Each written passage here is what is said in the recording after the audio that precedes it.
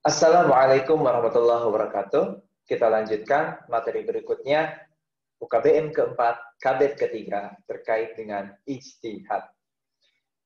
Oke, lanjutkan materinya, bahwa ijtihad adalah sumber hukum Islam yang ketiga. Ya, sumber hukum Islam yang ketiga adalah ijtihad. Orang yang merumuskan ijtihad disebut dengan mujtahid. Apa itu ijtihad? Ijtihad adalah suatu yang dirumuskan oleh para ulama dalam memecahkan masalah yang belum ada di dalam Al-Quran dan juga As-Sunnah. Supaya lebih jelas, kita sama-sama lihat layar berikut ini.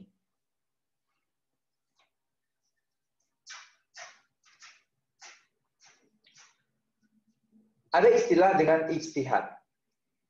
Ijtihad dari segi bahasa artinya sungguh-sungguh. Ijtihad dari bahasa sungguh-sungguh. Apabila menurut istilah, ijtihad adalah mengerahkan segenap kemampuan berpikir untuk mencari dan menetapkan hukum-hukum syarak dari dalil-dalilnya yang tafsili atau terinci.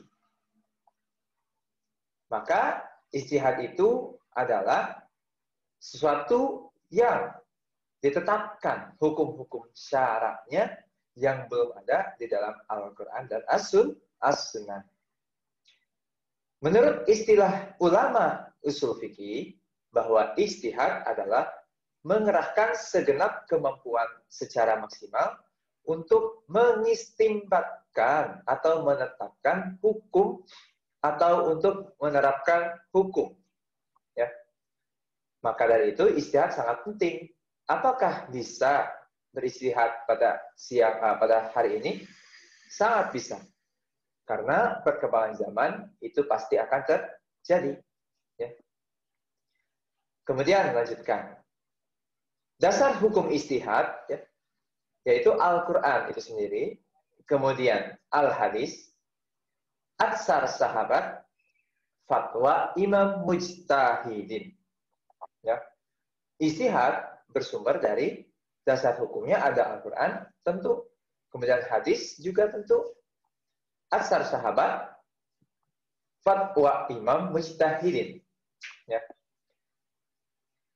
Fatwa imam mujtahidin, ya, seperti mana yang dikatakan oleh Imam Malik. Aku ini hanya seorang manusia yang mungkin salah dan mungkin benar. Maka periksalah pendapat-pendapatku segala yang sesuai dengan Al-Quran dan As-Sunnah. Ambillah ia dan segala yang tidak sesuai, maka tinggalkanlah. Paham ya? Jadi intinya, ijtihad itu sumber hukum yang baru, yang belum ada di dalam Al-Quran dan As-Sunnah, yang dirumuskan oleh para mujtahid, atau orang-orang yang cerdas, yang berpikir jernih dalam agamanya. Kita lanjutkan. Memang apa tujuannya? Yaitu menggalai dan mengistimbatkan, menetapkan berbagai macam hukum yang berkenaan dengan kemaslahatan hidup. Sebagai contoh, apakah pada zaman Rasul ada yang namanya istilah transgender? Tidak. Ya.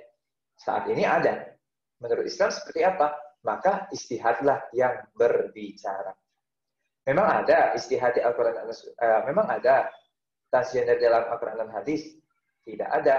Tapi dasar hukumnya bersumber dari Al-Quran dan hadis. Dan maka muncul hukum baru terkait dengan transgender dari hasil ijtihad.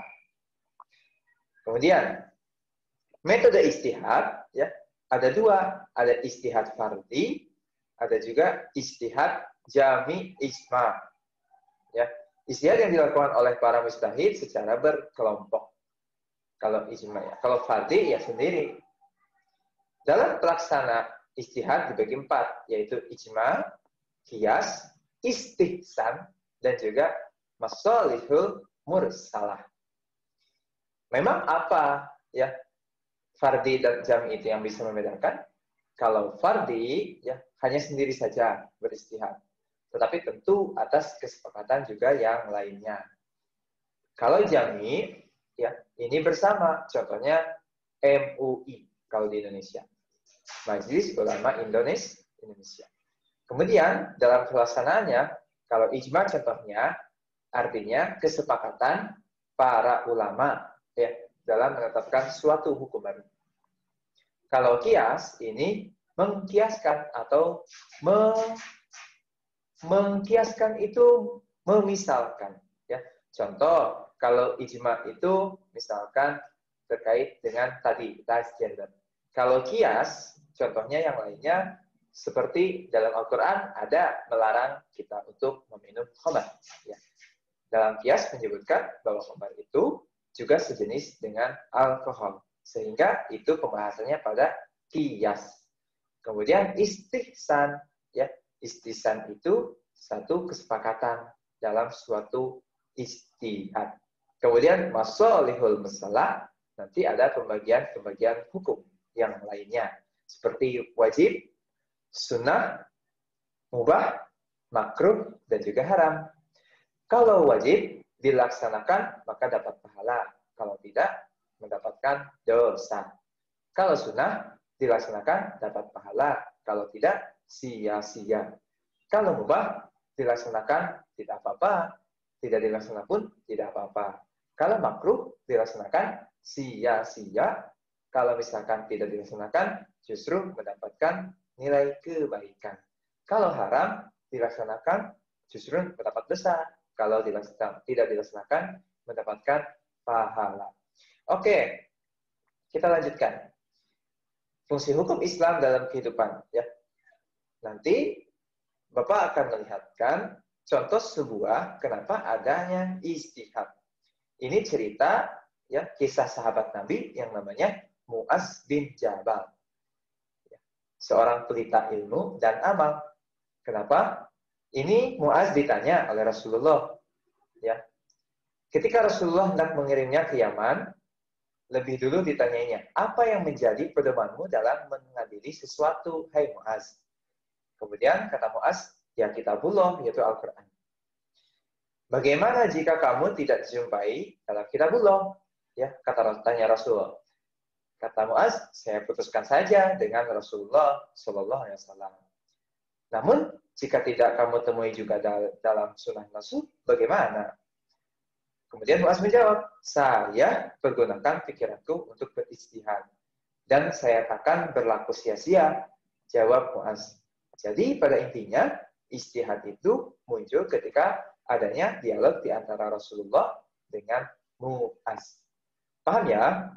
Intinya, ijtihad itu adalah sumber hukum Islam yang ketiga yang menetapkan sebuah dalil yang belum ada yang ditetapkan oleh para mujtahid, yaitu orang-orang yang berpikir cerdas, berpikir kritis, dan juga mempunyai keilmuan keagamaan yang sangat tinggi.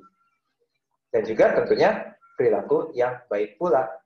Mudah-mudahan apa yang disampaikan pada UKBM keempat, KB ketiga ini tentang ijtihad bermanfaat dan kalian dapat memahaminya. Terima kasih. Wassalamualaikum warahmatullahi wabarakatuh.